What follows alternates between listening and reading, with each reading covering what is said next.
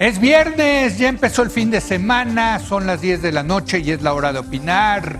Hoy, junto con Luis de la Calle, nuestro colaborador y apasionado de la fiesta brava, vamos a platicar con el rejoneador Pablo Hermoso de Mendoza sobre su trayectoria, sobre el rejoneo, sobre lo que viene este domingo en la Plaza de Toros México. En fin, una charla muy interesante con uno de los mejores rejoneadores de la historia del toreo. Así que quedes aquí en Foro TV, que ya comenzó la hora de opinar.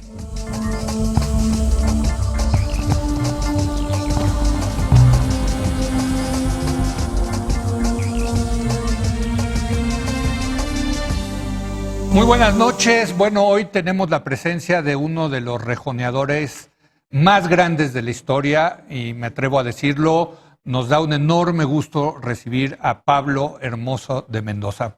Maestro, ¿cómo estás? Gracias por venir. Muy bien, feliz de estar aquí con vosotros. No, gracias, Pablo. Y me acompaña Luis de la Calle, que ya lo agarramos de aquí de colaborador para cuando de Asuntos Taurinos. Luis, ¿cómo estás? Muy buenas Pablo, noches. Buenas noches. Pablo, yo creo que nos está viendo mucha gente que no sabe qué es el rejoneo, ¿no?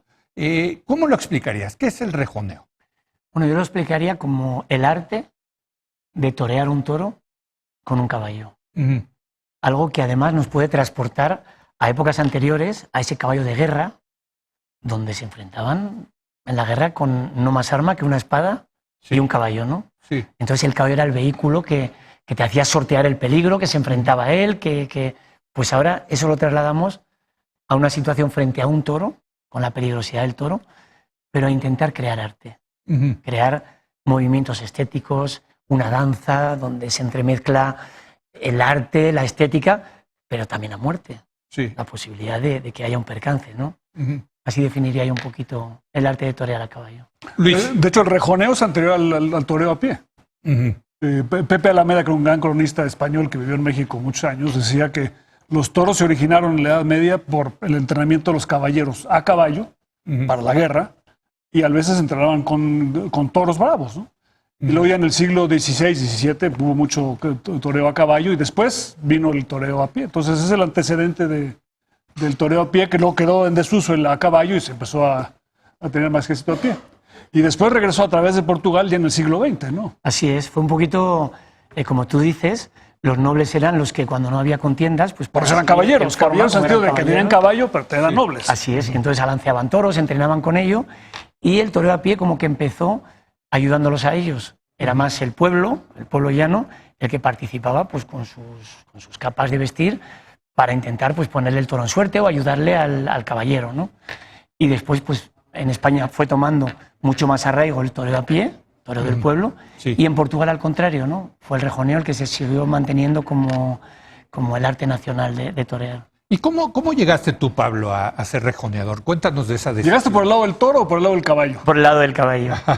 Yo siempre el lado del caballo y además con un vínculo fortísimo, ¿no? Uh-huh. Yo nazco en el seno de una familia humilde, una familia en Navarra, en Estella, Navarra, sí, donde mi papá se dedicaba a rentar caballos para largas travesías. Entonces hacía Camino de Santiago, peregrinaciones desde el límite de Francia hasta el propio Santiago, en Galicia, uh-huh, que eran unos 800 y pico kilómetros, ¿no? Uh-huh. Después hacía la peregrinación del Rocío, uh-huh, o sea, muchas rutas de ese tipo. Entonces toda la familia pues nos criamos. ¿Y él rentaba los caballos? Él rentaba los caballos y los acompañaba en el viaje, ¿no? Ok. Como haciendo de guía. Sí. Entonces nosotros nos criamos desde niños pues conviviendo con los caballos, cuidándolos, uh-huh, y también participando de algunas de esas rutas, ¿no? Sí.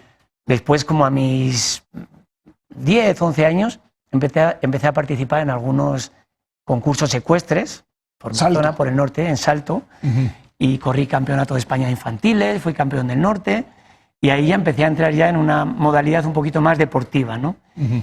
Y ya como a mis 15 años, como cualquier chaval navarro, me apasionaba el toro en la calle. ¿Qué es el toro en la calle? Pues los encierros de Pamplona, las vaquillas que sueltan después de cualquier corrida, en cualquier pueblo de Navarra.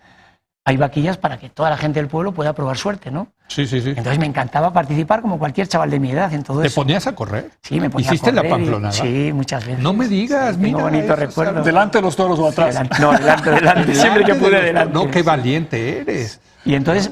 Fue responsable, quizá, ¿no? A esa edad, ¿no? Y llegué un momento que además vi una corrida por televisión española, una de las poquitas que daban en aquel entonces en abierto, y eran 3 rejoneadores, Álvaro Domecq, Manuel Vidrié y Joao Moura. Y aquello para mí fue... Los 3 de los más grandes de la historia. De los más grandes de la historia. Y yo ver cómo jugaban los caballos, aquella expresividad que no había en ninguna otra modalidad ecuestre, ver los caballos con esa atención, cómo se crecían, cómo sorteaban el toro. Os prometo que bajé de la casa y desde ese día me montaba en el caballo y mi mejor amigo me perseguía con una escoba, me hacía de toro. O sea, yo ya no pensaba en otra cosa que en conseguir poder vivir eso que había visto, ¿no? ¿Y cuándo fue la primera vez que te enfrentaste a un toro? O sea... y entonces ya con mis 16, 17 años me dieron la oportunidad en mi pueblo de torear el primer novillo, en una becerrada popular. En Estella. En Estella, todavía vestido de blanco con el pañuelico rojo, porque ni profesional era, ¿no? Era un festejo como... Pero el caballo era tuyo. El caballo era mío, y solo uno. Okay. Con uno tuve que hacer todo, ¿no? Ajá. Y a partir de ahí ya empecé a tomármelo en plan profesional. Y sí es verdad que pasé 11 años, durísimos pero hermosísimos, porque entonces no había internet, no había libros de rejoneo. Yo vivía lejos de toda la cultura ecuestre, a 1000 kilómetros de Portugal, de Andalucía, de todo eso. Y entonces yo iba descubriendo lo que había visto aquel día, intentaba emularlo en mis recuerdos. ¿No tuviste un profesor? Pero quizás eso fue una ventaja, ¿no? Eso a posteriori fue una ventaja porque mi personalidad estaba como muy definida, mi toreo no era tan parecido al de nadie, no estaba marcado por el de nadie. Sí. Pero sí fueron 11 años que no le veía aquello color, porque toreaba 4 festejos, 5 festejos, nada más que en Navarra. No había manera de salir de mi estado. Pero la suerte es que cuando me llegó el éxito, estaba muy sólido, estaba muy hecho, muy curtido, ya había sido capaz de juntar un grupo de caballos importantes y en definitiva me llegó en mi momento, ¿no? Luis. A ti se te da el crédito de haber transformado el rejoneo. Yo voy a exagerar un poco, ¿no? O sea, la gente pensaba que el rejoneo antes de Pablo Hermoso era banderilleros a caballo y con Pablo Hermoso hay lidia. O sea, se torea al toro, se le templa. Quizá porque no tuviste la oportunidad de seguir los pasos de nadie. Sí, y fíjate... Y bueno, ¿tú crees que es cierta esta forma de verlo? No, hombre, sería yo muy creído si escuchara o si viviera con todas las cosas bonitas que me dicen, ¿no? Me halagan, pero prefiero luego vivir mi realidad y mi día a día, ¿no? Lo que sí es verdad que yo donde más transformo el rejoneo en aquella época, el rejoneo en España, que no en Portugal, era siempre un poquito rudo, era de la idea de que el caballo casi tenía que tener más miedo al rejoneador que al toro. Entonces se le hacía sangrar mucho con las espuelas, los bocados eran con mucho castigo en las bocas, entonces los caballos no se expresaban demasiado, era como una pequeña huida. Ya con esos 3 nombres que mencioné antes, ya se empezó a ver cosas diferentes. Vidrié ya fue un mago de la equitación, Moura también, Alvarito Domecq. Pero yo que llego de la equitación, del salto, donde se montaba el caballo sin ningún tipo de castigo, con espuelas de contacto que llamamos. Más suelto. Sin ruleta, más suelto, más en libertad. Entonces yo empiezo a introducir ese tipo de equitación y al público lo agradece muchísimo y a partir de mí empiezan ya a denostar cosas que hasta entonces las habían aceptado. Ya me tocaba a mis compañeros que estaban haciendo sangrar a un caballo en la plaza y la gente les increpaba. Ya quita tu caballo, no queremos ver eso. Entonces ahí es donde empezó un movimiento de modificación de un poquito de la personalidad o de la forma de torear. Ahora, tú usas, ¿qué me atrevería a decir? ¿4 o 5 caballos por toro? 4 caballos por toro. 3, 4 caballos. 4 ¿Por qué no se puede usar solamente uno? Esa es la pregunta que iba a hacer, exacto. Mira, yo creo que se podría usar, ¿no? Se podría, y en Portugal todavía, a día de hoy, en Portugal la tauromaquia es un poquito diferente a España todavía. El toro no se mata al final de la lidia. Usanza portuguesa. Sí, eso es. Y se castiga menos. Se le ponen nada más unas farpitas como para que el toro se reavive un poquito, ¿no? Esté metido en la lucha. Entonces ahí sí al aficionado, que es muy purista, le gusta mucho que tú estés con un caballo y que el caballo se mida en fuerzas con el toro y en lidia. Que empiecen los dos enteros y que se vayan rompiendo y que sea capaz de poder él solo con toda la lidia completa del toro. En España... ¿Y les ponen los mismos rejones? No. Nada. Simplemente unas farpitas Nada chiquitas, más, como eso arpón es de todo. banderillas. Ok. En España es una cuestión más coreográfica de darle variedad al espectáculo, ¿no? Sí. Entonces en un mismo toro sacas un caballo de banderillas que es muy brillante haciendo una suerte determinada y luego intentas sacar otro que sea, a lo mejor, que le dé una gran variedad al espectáculo, ¿no? Sí. Para mantenerlo siempre emocionante, pues como un cantante que a lo mejor te canta una canción melódica y la siguiente pues es una canción con mucho más ritmo, ¿no? ¿Y cómo entrenas a tus caballos? Eso es fundamental.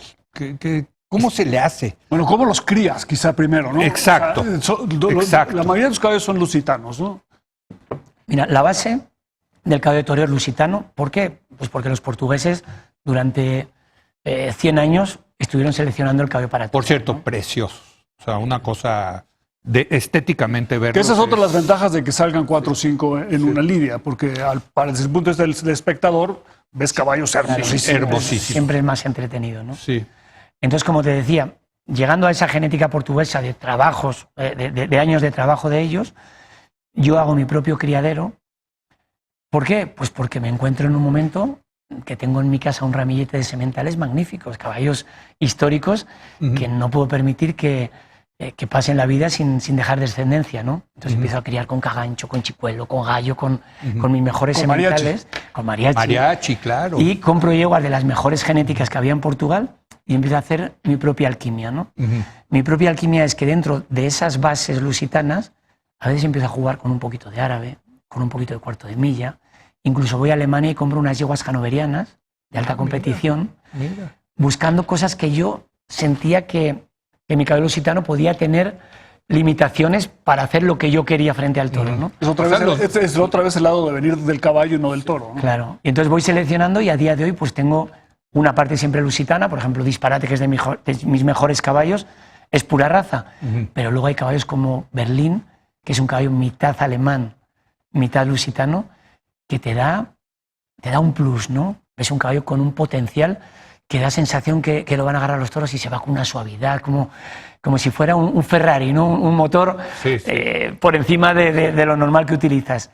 A la vez una frialdad en sus movimientos, como son los caballos alemanes, muy elegante, pero como muy parsimonioso, muy lento en todo lo que hace. Entonces ahí vas buscando un poquito... No Ferrari, sino Mercedes. Que ganan la Fórmula 1, por cierto.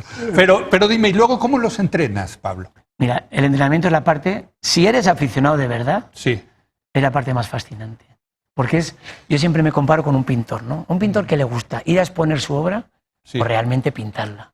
Pues pintar. Pintarla. Sí. Entonces, el meterte en tu casa, agarrar un caballón bruto y empezar primero a enamorarte, porque si no, difícilmente vas a convivir con él 3 o 4 años hasta que lo prepares. Te enamoras, cómo me gusta, cómo se mueve, empiezas a soñar. Sí. Este caballo yo creo que va a ser de banderillas y va a hacer... Date cuenta cómo mira, cómo se crece, cómo resopla cuando me acerco. Empiezas a verle cosas, ¿no? Entonces empieza el trabajo diario. Empiezas primero a crear una equitación donde el caballo tenga el mejor movimiento, aprovechando de la mejor manera su mecánica. ¿Y los pones natural. a saltar? O sea, ¿hay algún tipo de campo para probarlo? Hay campo, hay picadero, hay plaza, pero la primera parte es pura educación. Ok. Gimnástica, que el caballo aproveche de la mejor manera su cuerpo, sus grupos musculares, sus grupos articulares, y a la vez crear un lenguaje con él, que el caballo se mueva como tú quieres que se mueva. ¿Aprende de otros caballos? No. Aprenden vicios. Vicios. Por ejemplo, en la cuadra, si tiene un caballo al lado que tiene un vicio de rascar con la manita, se pone a rascar también o cosas así. Pero lo otro, desgraciadamente, no. Entonces, ¿tú te subes y los estás entrenando varias horas al...? No, de 30 a 40 minutos. Nada más. Nada más. Pero por caballo. Hay cada caballo. Sí. Hay caballos portentosos que necesitan más porque tienen un físico que son auténticos atletas y ves que necesitan más entrenamiento y a veces le das 40 minutos por la mañana y 40 por la tarde. ¿Y cuándo los enfrentas a un toro? Cuando esa primera fase ya sientes que el caballo se mueve contigo, está contigo. Que ya lo controlas. Está redondo, galopa muy bien, notas que aprovecha su fuerza perfectamente. Empiezas a darle técnica en una carretilla manejada por una persona, para que no haya peligro, ¿no? Y en un momento dado se pueda parar la carretilla si hay equivocaciones. Ok. Y le empiezas a enseñar técnicas de aproximación al toro, de cómo quitarse, pero quitarse toreando, sin huir. Claro, esa es la... Despacio, con arte, mirando. Sí. Cuando ya va pasando esas fases, a mí me gusta hacer alguna pruebita con una becerrita pequeña o con un toro manso que tengo adiestrado para no engañarme. Porque a veces estás ilusionado años y luego la parte taurina no la siente el caballo y cuando sale el toro dice... ¿Y te ha pasado? Muchísimas veces. ¿Le da miedo? Le da miedo o no expresa, empieza a intentar evitar eso. En vez de mirarlo, en vez de recrearse, dice, no, le vuelvo ancas y no me identifico con esto, ¿no? Entonces, para que no te equivoque en tu trabajo durante mucho tiempo, hay pequeñas prueitas.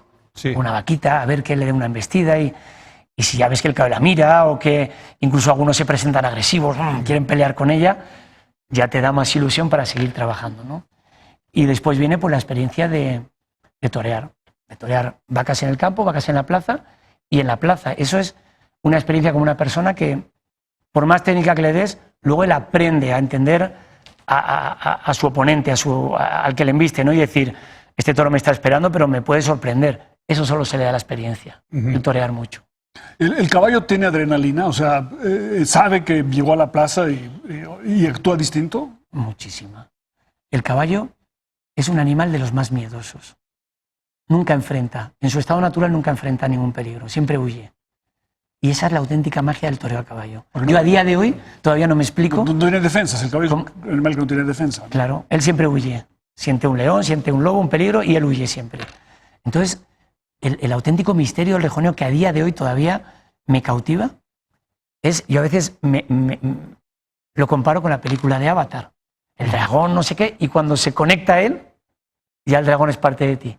Sí. Pues como con la equitación y con la convivencia llegas a meterte de una manera en su alma, en su psicología, en su mente, y tú ves a los caballos antes de torear, no quieren dejar que te montes.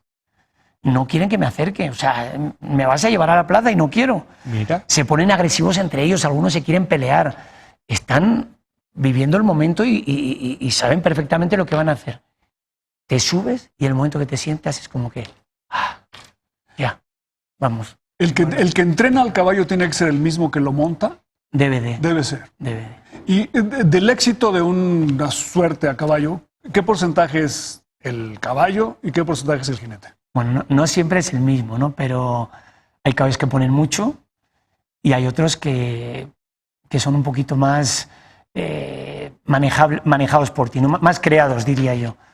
Entonces, depende un poquito de la personalidad del caballo. Yo he tenido caballos como Chicuelo, que era la rebeldía personificada en caballo, y yo me daba la sensación que tenía que acompañarlo. Si yo quería de verdad intervenir, se rebelaba. Y ya había un conflicto entre toro, caballo y jinete que no acababa bien. Entonces yo tenía que ir un poquito siguiendo sus pautas, ¿no? De distancias, de velocidades, y sin embargo Cagancho era un caballo que me escuchaba, que me esperaba cada momento, decir hasta donde tú me digas y como tú me digas. Bueno, se volvió tu caballo pues, consentido, podríamos decir. Sí, Cagancho. El caballo consentido y el caballo de mi vida, ¿no? Sí. Yo siempre lo comparo como ese primer amor de tu vida que además ha sido el ideal y ya nunca puede haber otro igual. Esa fue la sensación. Pero aparte precioso. ¿Por qué ponerles nombres de toreros a pie? Cagancho, Gallo. Fue al principio una cuestión de admiración por los toreros de a pie, además por toreros míticos, ¿no? Toreros gitanos, toreros de arte. Empecé con Cagancho, Albaicín, Gallo. Sí. Y luego de esa iniciativa empecé a darme cuenta que los caballos tenían mucho más protagonismo que los anteriores en el medio. ¿Por qué? Pues porque todo el aficionado decía, oye, Cagancho, como el torero gitano, y ya se quedaba con el nombre. Sí. O Gallo, o Chicuelo, o Martincho. Y entonces empezaron a ser muy protagonistas junto a sus nombres. Y eso, bueno, pues duró un tiempo hasta que después ya otros rejoneadores empezaron a imitar esa iniciativa, ya hubo demasiados caballos con nombre de toreros y tomé pues otros derroteros, ¿no? Pero... Que los presentan, en la Plaza de Toros México sí, presentan el nombre del caballo, ¿no? Sí, fue una iniciativa que además empezó aquí en la Plaza México. Sí. Y me encantó porque no debemos olvidar que el caballo es protagonista ese día. Si presentamos al toro, presentamos al rejoneador, pues al caballo, ¿no? Eso es lo que te iba a preguntar, porque una buena corrida de a pie es la comunión del torero con el toro. Pero el rejoneo yo creo que es más difícil porque es la comunión del toro, el caballo y el jinete. O sea, hay más involucrados, ¿no? Hay una trilogía. Exacto. Y tú como se tienen que meter los tres en la exactamente. corrida, ¿no? Y tú como que tu parte, vamos a decir, inteligente, es la que tiene que poner de acuerdo esas tres mentes, ¿no? Esas tres voluntades. Sí. Y crear un espectáculo que además cada día es diferente, porque el caballo tú lo puedes llevar entrenado, puedes estar acoplado con él, pero el toro no sabes cómo va a ser. Sí. Entonces, con tu mente, con tu creatividad, debes de intentar crear de defensas, de embestidas, de arrebatos, de todos esos impulsos, debes de conseguir crear tu obra, ¿no? Y tú sabes, en una faena que no cuaja, cuando es por el toro, cuando es por el jinete o por el caballo. O sea, ¿te ha tocado que dices, yo la regué, o la regó el caballo? Mira, o, bueno, el toro, desde luego, dices, ese toro no sirve. Bueno, a veces haces con un toro bueno, lo toreas mal. Exacto. Sí, yo os voy a ser muy sincero, yo siempre me he hecho la culpa a mí mismo. El caballo nunca puede tener la culpa, y el toro tampoco. Sí. ¿Fue un toro malo? No, fue un toro con unas condiciones. Yo No con sé, esas toros condiciones, malos, Pablo. ¿vale? No podría hacer toros con un malos, toro que no embisten. Con un toro que no embiste no podría hacer Pues sí. la faena soñada. Sí. Pero el toro es así, y su obligación es defender su estirpe, su bravura y como él la sienta, ¿no? Yo debo de adaptarme a eso. Luego está claro que la gran obra necesitas un gran toro y un gran caballo, ¿no? Claro. Pero decir es que fue culpa del toro, es que fue culpa del caballo, no, el toro fue lo que fue y el caballo lo que Pues fue. tú te echas la culpa a ti. Sí. No, pero no es lo mismo villancico que otro toro. No, claro que no. Claro que no. Oye, cuando sale un toro y lo ves andar y dices, este toro se va a torear de esta manera, cambias los caballos, dices, ¿sabes qué? En lugar de sacar a Cagancho, voy a sacar a Mariachi o a... Es que ¿O no? solamente el primer caballo sale decidido de antemano, porque sale antes de salir el toro. A partir de ahí van a salir 3 caballos más, pero Puedes cambiarlos. pero en el patio hay 8 o 9. Y según va siendo el toro, sales y decides. Y lo malo, aquí entre nos, Es decidir mal. es cuando salgo y el toro es tan complicado que empiezo a mirar a todos y no veo ninguno apto para ese momento. Esa es la peor situación, porque a veces sales convencido, este es para disparate, y cómo se va a lucir, o este es... Ahí ves que sales y vas para uno, Bueno, no, este no, vengo para el otro, y sabes que tienes ahí unos segundos para decidir, esa es una... Están los de los picadores. Sí, también sería un recurso perfecto con algunos toros, ¿no? Oye, bueno, tenemos que hacer una breve pausa. Estamos platicando con el maestro Pablo Hermoso de Mendoza, nuestro colaborador Luis de la Calle. Hoy es viernes, el próximo domingo va a estar el maestro Pablo Hermoso de Mendoza en la Plaza México. Va a estar junto con Arturo Saldívar y José María Hermosillo, toreros de a pie. Pero va a estar también con su hijo, Guillermo Hermoso de Mendoza, quien va a tomar la alternativa, nada menos y nada más. Va a confirmar. Perdón, va a confirmar su alternativa, nada menos y nada más que de manos de usted, maestro, ¿no? O sea, Sí, vamos a platicar de eso, ¿no? Porque ya se volvió una industria familiar entonces, ¿no? Ya. Una dinastía. Ya llegó el Una relevo y ya empieza a ser dinastía. Exacto.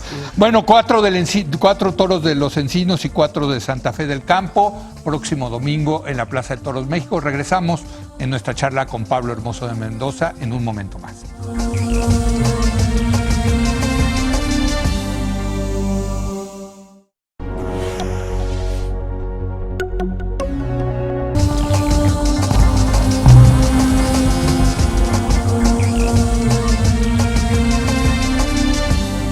Bueno, junto con nuestro colaborador Luis de la Calle, estamos platicando con el rejoneador Pablo Hermoso de Mendoza. Va a estar este domingo 16 de febrero en la Plaza de Toros México y va a estar junto con su hijo Guillermo, quien va a confirmar la alternativa. Ya nos dijo aquí durante la pausa el maestro que tomó la alternativa en la maestranza. En la maestranza de Sevilla. ¿Se la dio usted, la Se la di yo, alternativa? sí. Qué cosa, ¿no? O sea, imagínense la maestranza. Luis, imagínate que es Y como además, Real la Maestranza catedral del toreo. Es la ¿no? catedral del rejoneo y del toreo a caballo. Porque Exacto. Por eso es Real Maestranza, ¿no? Exacto. De caballería. Es la Real Maestranza de caballería.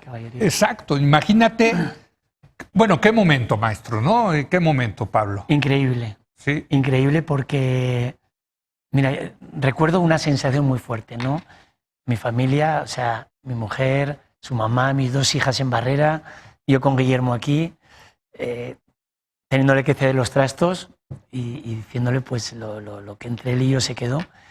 Y esa emoción, las lágrimas, no sé, algo muy fuerte que en un momento hasta me me asustó de decir, bueno, ahora tiene que enfrentarse al toro y veía a mi hijo llorando, emocionado y sentía hasta miedo por él. Acabé diciéndole, ya, olvídate y ahora... A cabalgar. A moverte, ¿no? Exacto. No era la primera vez que toreaba un toro. La verdad, toros, así de plaza de primera, pues su carrera ha sido un poco meteorita, ¿no? Porque, pues por el nombre, por la expectación que se creó, ha ido quizás un poquito más rápido de lo que yo hubiera querido. Pero bueno, pues ha ido resolviendo bien las situaciones y llegó a Sevilla pues con novilladas toreadas, pero toros muy poquitos. ¿Y le fue bien? Le fue muy bien. La corrida, con lo que hablábamos antes, fue una corrida que no dio mucho espectáculo, pero cortó una oreja a un toro y la sensación es muy buena. ¿A su primero? A su segundo toro. No, qué maravilla. Y ahora en la Plaza de Toros México, que, pues sí, la Plaza de Toros México tiene su peso, ¿no, Pablo? Hombre, tiene un peso tremendo a nivel Aparte mundial. te adora a ti la Plaza de Toros México, así que no va a ser muy... Para mí a nivel... Tú eres de los favoritos. A nivel emocional es tremendo, ¿no? Porque hay plazas que a lo mejor, no sé, Madrid o Bilbao, plazas así importantes, son muy de lo que pasa en el momento, sí. Pero la Plaza México sí es más de consentidos, es más de tener a sus toreros que los apapacha y que también cuando no estás bien te lo hace sentir. Es durísimo, O sea, es durísimo. No, durísimo. Pero sobre todo para mí, a México la caracteriza su pasión. No, lo que siente en ese momento lo suelta. Sí. Y entonces tú puedes estar Bueno, en un y puede momento pasar que... del aplauso a los pintos, a los cojines. Pero lo bueno es que también pasa de la bronca Exacto, al aplauso, al revés, ¿no? aplauso, O sea, claro. al revés, no es rencorosa, no es de... Sí, es sí, lo que siente en ese momento. Es temperamental como alguno de sus caballos. Claro, y así se hace que las actuaciones son súper pasionales, ¿no? Y tú también te metes dentro de ese sentimiento. Entonces, También está relacionado, creo que con el sonido. La Plaza México es muy especial, ¿no? Por estar en un embudo enterrado en la tierra. Sí. Por eso, Dicen, ¿no? No sé y si se oiga distinto el ruedo de la México que otros. Y luego, pues porque también son 40.000 almas. Y cuando hay un ole de esos rotundos, Sí. es una cantidad de gente que es un estruendo, ¿no? Así es. Y entonces, lo del domingo es un evento especial para la familia Hermoso de Mendoza. Muy especial. Aquí estamos todos, toda la familia, todos viviendo ya esta antesala con el nervio a mil, pero cargados de ilusión porque también ver que empieza otra vez una nueva carrera, que te ves representado en ella, ¿no? Porque te vienen recuerdos de cuando empezaste. ¿Tú le enseñaste, a diferencia de tú que fuiste autodidacta, tú le enseñaste a tu hijo? Le enseñé, pero nunca he tenido límites para traer profesores a mi casa de equitación que les enseñen a él y a mis hijas. O sea, yo le he aportado a lo mejor mucho la parte de rejoneo, pero en la parte ecuestre ha habido profesores que también han participado mucho en su educación. ¿Y el estilo es distinto? ¿O ¿Cómo definiríamos a Guillermo como rejoneador? Mira, el estilo, lo que es el clasicismo del rejoneo, la pureza, el concepto que tenemos, diría yo ya en mi casa, ¿no? Ese indudablemente va a ser el mismo, porque si no lo desheredo. Si me sale pegando carreras y haciendo cosas que no están dentro del concepto, eso no. Pero luego indudablemente él tiene su personalidad, ¿no? Tiene una manera de entender el toro, me atrevería a decir, mucho más brillante que yo. Porque ¿Ha visto más toro? Él le gusta, ha visto más toro desde niño y a él le gusta, le apasiona mucho el toro, entonces estudia mucho el toro, ¿no? Yo he sido muy del caballo, cerrarme en el caballo y luego llegaba a la plaza y bueno, a ver cómo es el toro, ¿no? Él le gusta mucho torear en la casa, que yo apenas me entreno con vacas muy poquito, le gusta torear más, entonces toda la parte del toro yo creo que la entiende mejor que yo. Y luego, pues bueno, nos diferencia también muchos años de diferencia, entonces él tiene la frescura, tiene todavía la impronta de que lo ves y dices, se puede equivocar, no se puede equivocar, esa frescura que en el espectáculo también enriquece mucho. Preguntaba durante la pausa a Luis de la Calle si usan los mismos caballos. Le prohibí que le hiciera esa pregunta para que no las contestaras, Pablo, ahorita al aire. ¿Usan los mismos caballos? Hay caballos que solo los utiliza él. Ok. Alguno que me conservo yo el derecho de admisión y solo lo tengo yo, nunca se lo Los dejo. mejores. Sí. Y luego hay unos... No me toques ese. Y luego hay unos que son un poquito comodines, ¿no? Según van las faenas, pues cuando toreamos juntos los podemos utilizar cualquiera de nosotros dos. Pero sí es verdad que él ha tenido algo que yo no tuve en mis principios y que es clave en la carrera de cualquier jinete, ¿no? Suelen decir jinete joven, caballo veterano. Y él ha tenido grandes maestros que han sido caballos en su niñez. Montaba a Fusilero, a Labrit, a Chicuelo, caballos ya maduros que le enseñaban a él todos los secretos de torear. Él se podía equivocar y el caballo solito resolvía la situación, ¿no? Y ahora, pues cuando empezó a torear, Pirata y Disparate han sido como sus dos grandes maestros, ¿no? Uno en el último tercio y otro en Banderillas, que son los que le han enseñado a estar seguro en la plaza, moverse por terrenos, cuando a lo mejor le ha querido entrar a un terreno y el caballo le ha dicho aquí no. De otros lo han sabido sacar ellos con solvencia porque a lo mejor él se había ajustado más que la cuenta. Y a partir de ahí le empecé a poner también a algunos caballos jóvenes para que también aprenda todo el ciclo ese de preparar un caballo, ¿no? Como es Barrabás, Jíbaro, que él ha participado en la preparación desde el principio, con mi apoyo, para tener los caballos maestros y esos otros caballos que él sí considera que ha participado en la creación, ¿no? Y es dinástico los hermosos, pero también los caballos. Algunos son nietos e hijos de caballos con los que empezaste, ¿no? Sí, ya el 80, el 90% de los caballos de nuestra cuadra, todos son ya emparentados con los caballos que yo empecé, ¿no? O hijos, nietos, sobrinos, todos tienen ahí la misma. A Guillermo conoce bien México, ha vivido en México, ¿no? Sí, muchísimo. ¿Y cómo le sientes? O sea, ¿qué lo hace eso que sea más especial entonces ir a la Plaza México? Mira, yo veo una gran diferencia que, por ejemplo, yo cuando llegué a México, que llegar a México, todo me impactaba, todo era un mundo nuevo para mí, para bien y para mal, ¿no? Él, por ejemplo, ha visto muchos toros en México, ha venido conmigo al callejón muchas veces, ha ido a los últimos 6 años a cada sorteo de mis corridas, ha ido siempre a los corrales a ver los toros. Entonces él ya tiene una parte familiar, ¿no? Con la tauromaquia mexicana, con la Plaza México, con todo, y yo creo que eso le ayuda mucho a él en todos los aspectos, ¿no? En verse desde abajo, ya se ha visto él desde el callejón, ha visto la plaza de abajo arriba, muchas cuestiones que luego a la hora de enfrentarte a un acontecimiento como este te ayuda. Yo tengo una pregunta muy mundana, que siempre me he hecho estando en la plaza. ¿Cómo traes tus caballos a México? ¿Cómo los trasladas? ¿Se vienen en avión, en barco? ¿Cómo? Sé que los traes muy consentidos, ¿no? Sí. Entonces quiero pensar que sí los traes en avión, pero siempre me hago esa pregunta y siempre la he querido hacer. Siempre vienen en avión. En avión. Pero hay dos fórmulas. Sí. Unas veces por... Primera clase y segunda. Es que esos caballos valen una lana. Entonces, hay una parte, depende de los temas sanitarios y de la logística de algunos años, pues hay veces que tienen que viajar, que es la parte un poquito más dura, desde mi casa hasta Ámsterdam o Luxemburgo, y ahí vienen con pasajeros hasta México. En la parte de cargo. En la parte de atrás, abajo no caben. Oh, Entonces, atrás. Lufthansa o KLM tiene aviones ya preparados que la cola del avión está cortada, tienes una puertita para pasar a... O sea, hay que comprar tratarlos. muchos asientos para que Y quepan. claro, entonces sí, vienen en primera un poquito más caro todavía por Pues caballo. mira, fíjate, mi pregunta mundana. ¿Tú nunca te pueden- hacías esa pregunta o ya la sabías? No, pues yo le tenía la pregunta si tenía caballos en San Miguel de Allende, que a lo mejor utilizaba. Sí, exacto, aquí en permanentemente, México. ¿no? Algunos se quedan, ¿no? Y luego otra fórmula, que por ejemplo este año vinieron así, que es mucho más cómodo porque te evitas esas 30 horas desde España hasta Ámsterdam. Esas se van en un camión. Que vuelan en un camión. Sí. Que vuelan desde España, Zaragoza, normalmente, hasta México directo, entonces salen prácticamente desde casa y ahí vuelan en un carguero. Ok. Para ellos es igual de cómodo y son cargueros que vienen, pues últimamente con ropa de Zara o así, y vienen 3 cargueros a la semana y en uno de ellos pues te hacen un huequito. Mira. Y vienen los caballos. Digo, porque es que son animales muy delicados, Y ¿no? requieren un proceso de adaptación en México, supongo. Sí. ¿no? Sí, pero fíjate que el avión, el viaje en avión, que muchas veces la gente se asusta, para ellos es mucho más cómodo un viaje en avión de España aquí que un viaje en camión de aquí a Mérida, que vamos a torear. Porque de aquí a Mérida son 24 horas de viaje o 30 horas, Calor y frenazos, cambios de clima, curvas, todo el topes. rato de pie, topes. Es durísimo y sin embargo en el avión el despegue y luego ya no se mueve, les ponen su clima y... Increíble. Y también te quería hacer la pregunta, Pablo, ¿hay ganaderías que son mejores para el toreo? Bueno, primero quizá el toro mexicano es mejor que el español para el rejoneo. y luego Sí. sí las ganaderías. A ver. Mira, buena pregunta. El toro mexicano es muy diferente al toro español. No al toro español, ¿eh?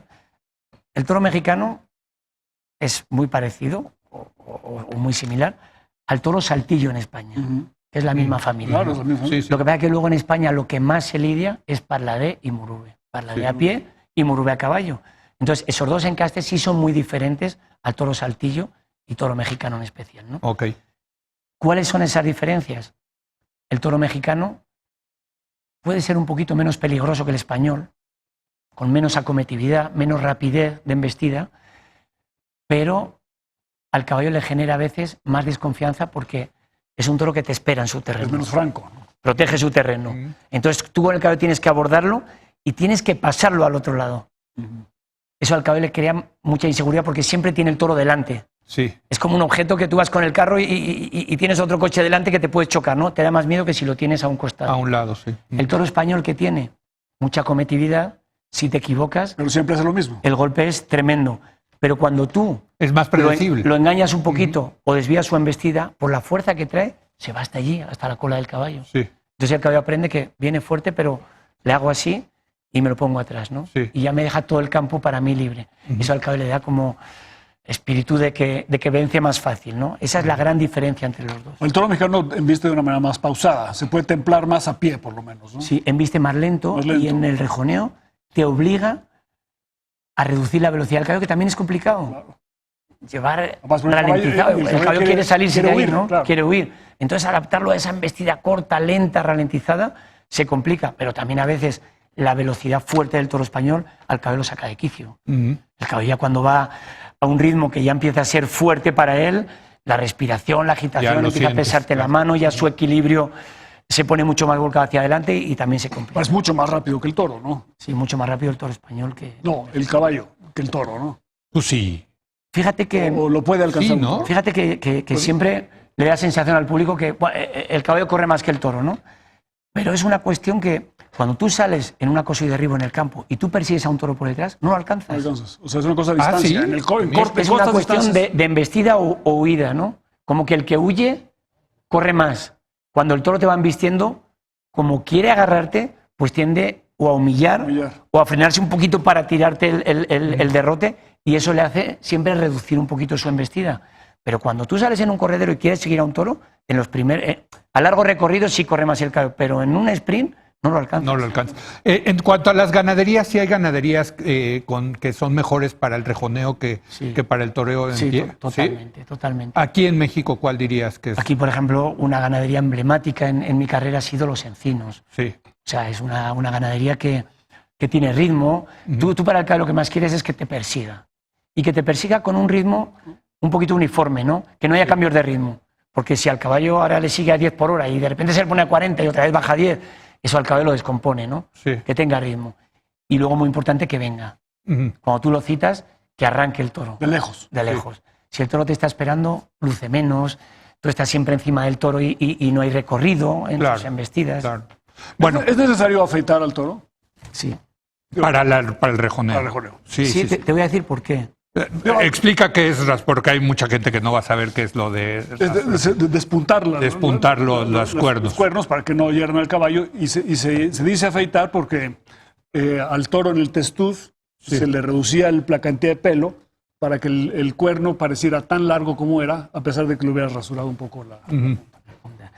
En Portugal no solamente se cortan las puntas de los pitones, sino que se les pone fundas de cuero. ¿Por qué? Hay motivos muy sencillos, ¿no? ¿Por qué se le pone al caballo de pica el peto? Sí, La sensibilidad de hoy no es la de hace 100 años. Sí, que se morían morían caballos en la plaza y sí, que nadie queremos ver despanzurrados. tragedia, queremos ver arte. Sí. Entonces nadie queremos ver a un caballo herido. Queremos ver emoción, queremos ver plasticidad.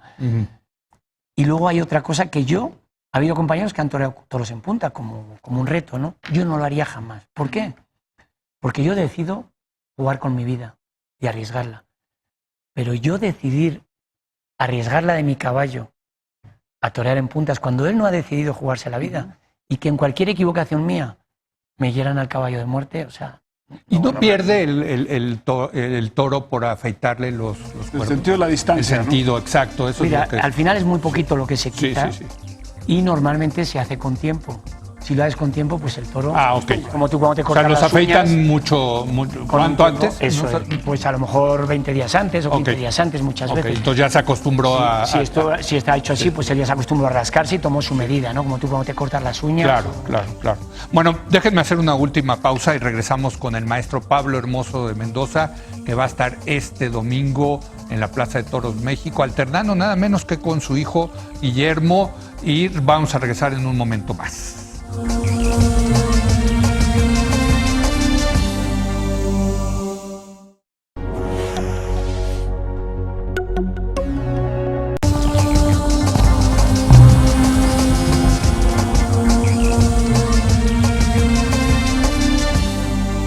Bueno, junto con Luis de la Calle estamos teniendo una charla muy interesante con el rejoneador Pablo Hermoso de Mendoza, quien se presentará este domingo 16 en la Plaza de Toros México, alternando con su hijo Guillermo y dos toreros de pie, Arturo Saldívar y José María Hermosillo. Luis. Pablo, ¿por qué matar al toro en el rejoneo? ¿Por qué no hacerlo a la usanza portuguesa y no sacrificarlo al final? ¿Cuál es la razón para hacer la fiesta completa?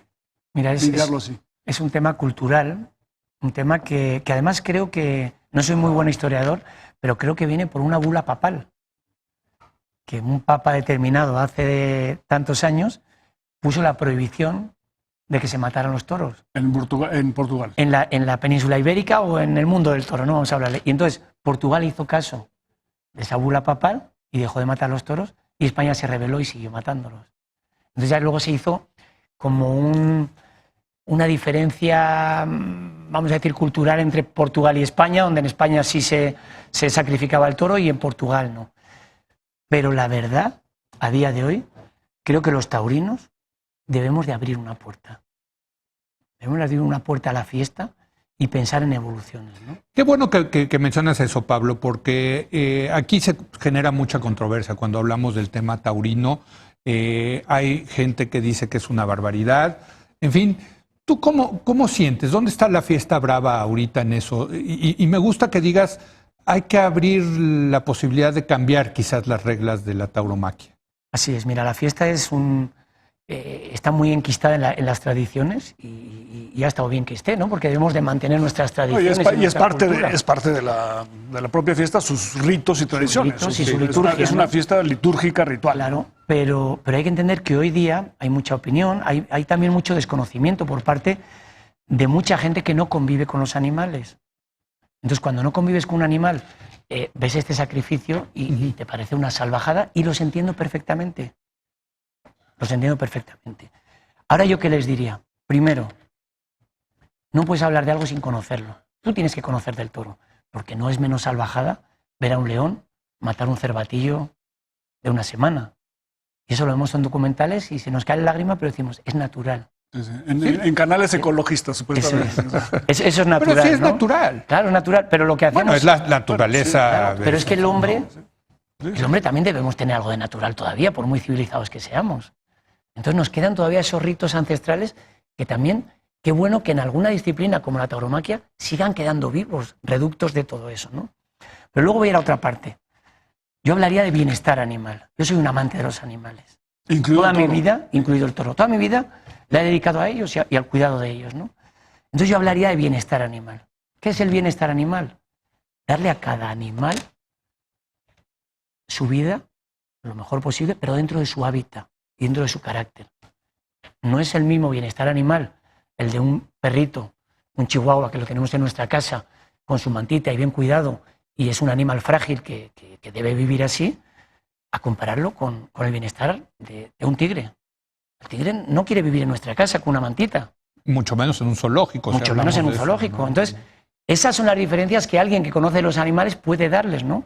Entonces nos creemos muchas veces que el toro vive muy mal, pobre animal, lo sacrifican, y es de los animales domésticos el más privilegiado. Sí, como viven en las dehesas es una cosa vive 4 espectacular. años, libre, nadie lo molesta. Se pelea con sus compañeros a muerte, se matan cantidad de toros entre ellos. ¿Sí? Y ahí no interviene el factor humano para nada. Es su naturaleza. Claro. De hecho, a día de hoy se les pone fundas para que no haya tantas pérdidas entre ellos, no se puedan hacer daño, ¿no? En los pitones se les pone unas bolas con poliéster para que no se lastimen. Entonces, esa es su Es su genética, es su manera de ser del toro, ¿no? Luego lo llevamos a la plaza y lo llevamos engañado, si quieres, pero nunca sometido ni maltratado, como se lleva una oveja, como se lleva un puerco, a empujones metiéndolo en el camión. No, el toro lo metemos con unos bueyes en una manga donde se cree que va a otra paradera y de ahí pasa un corralito y de ese corralito un camión. Y cuando se ve en la plaza, se ve en una guerra donde él, si estudia la psicología del toro, y además es muy lógica, siempre está venciendo la pelea. Vamos a poner un ejemplo, un símil. Nosotros y una avispa. Sí me va a dar mi piquete, pero o sea, le voy a dar un manazo y la voy a matar. ¿Por qué? Porque la avispa huye de mí. Entonces le hago así y huye. Ay, pinche avispa, y te voy a cazar y me vas a picar. El toro, cada vez que persigue al torero, el torero huye. Y el toro sigue defendiendo su terreno. Y te embisto y huyes. Y sí, cuando huiste, me pusiste un piquete, pero para mí esto no es nada para lo que me hace otro toro de 500 kilos cuando peleo. Entonces, llega a su muerte sin verla venir. Entonces, psicológicamente, es una vida hermosa y una muerte hermosa. Porque está peleando y está venciendo. Y en un descuido suyo, sin saber cómo, llegó la muerte. Ahora, la parte que no vemos de todos los animales domésticos, llegan a un matadero. Después de haber vivido, todos sabemos cómo. Sí, sí. 6 meses de su vida, 8, un año, cuando mucho. Incluidos los toros en Portugal, que acaban siendo igual matados sacrificados en un rastro. Sí, cuando los sacan de la plaza. Claro, los meten en un camión amontonados. No voy a decir maltratados, porque es ley de vida, pero sí empujándolos y no quieren entrar, o sea... Ahora, la crítica, por ejemplo, de los veganos dicen nosotros ni lo de los toros, ni esto otro, o sea, ¿no? Sí, pero es llevarlo a un extremo, es llevarlo a un extremo de decir, bueno, entonces los animales, entonces todo se desequilibraría.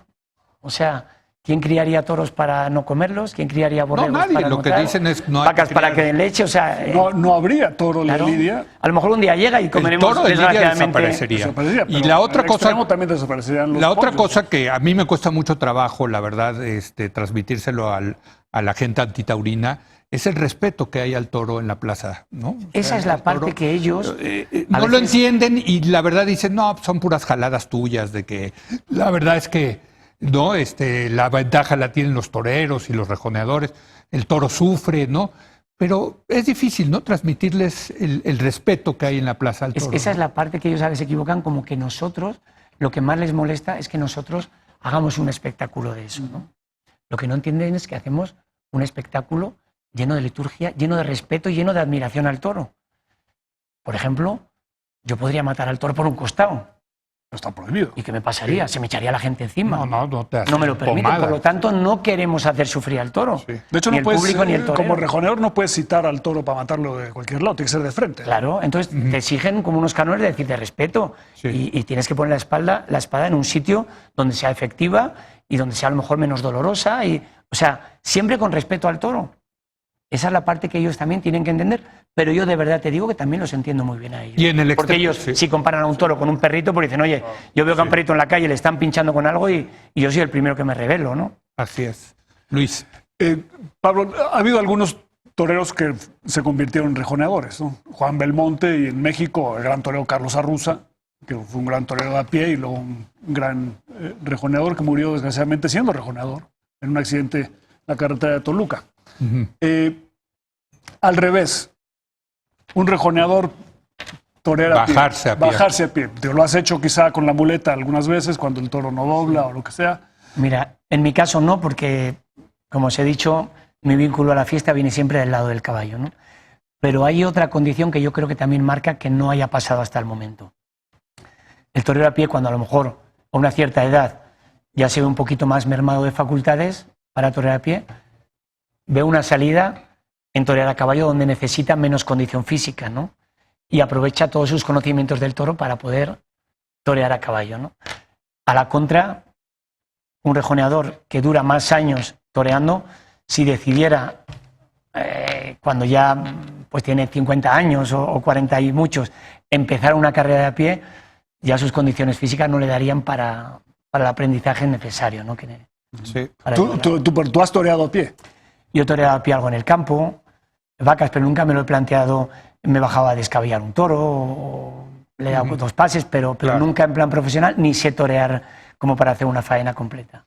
¿Qué piensas de los nuevos grandes rejoneadores, de Diego Ventura, de Andy Cartagena? Bueno, creo que ahora mismo hay un nivel de rejoneadores importantísimos. Hay mucho menos mercado que antes y eso dificulta que no solamente las grandes estrellas que tú has nombrado, sino cantidad de chavales que están ahí queriéndose abrir paso y no hay campo.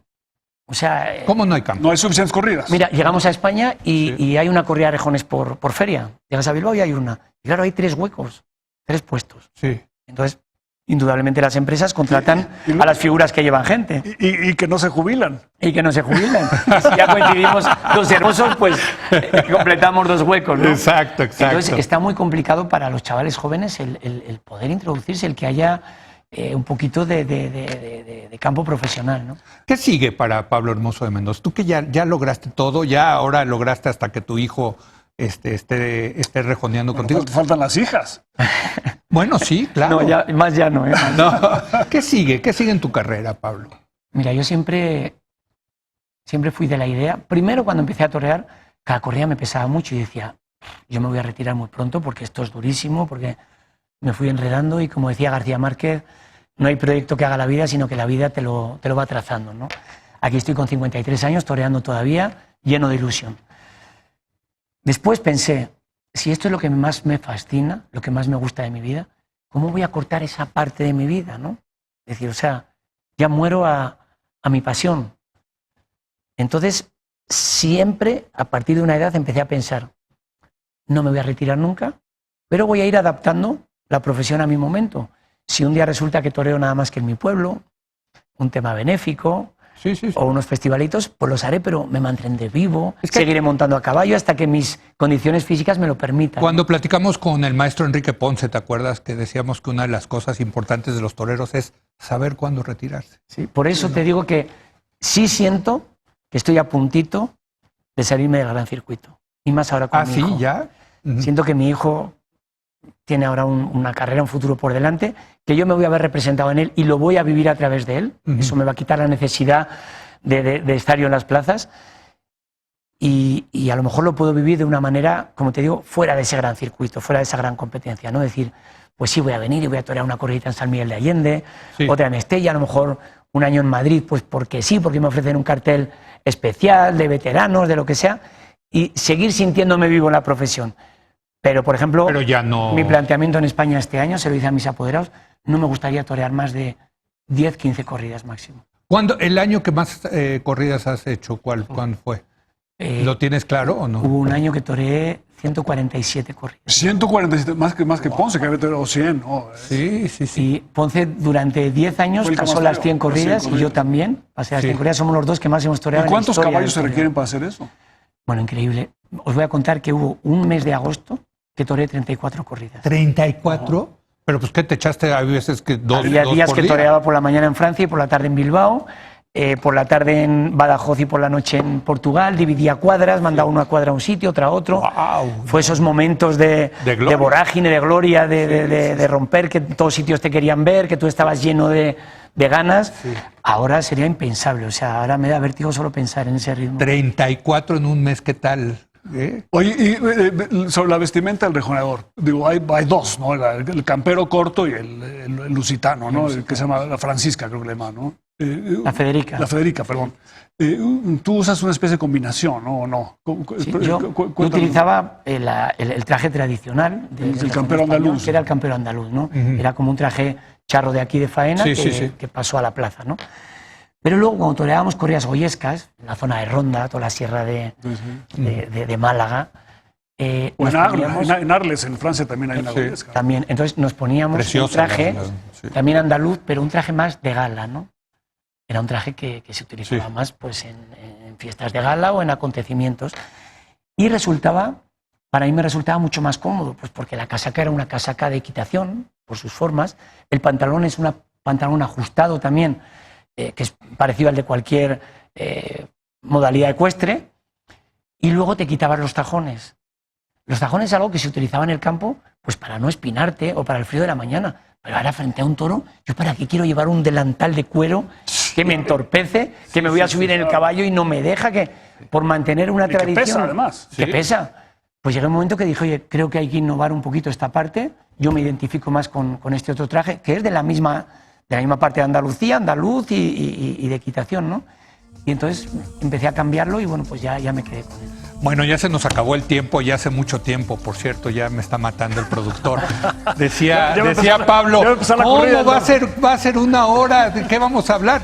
Se nos fue rapidísimo, ¿no? Me enrollé mucho para que no me preguntaran sobre política, ¿eh? Sí, porque le dijimos, igual le hablamos de cómo está España y no, ya no llegamos a eso. Lo invitamos el próximo jueves a que hable de política española. Exacto, un día invitamos a Ponce y Pablo Hermoso para hablar de lo que está pasando en España. Con mucho gusto. ¿No?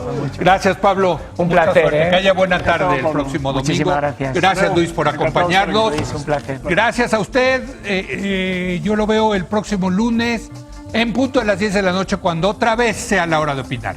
Aquí nos vemos.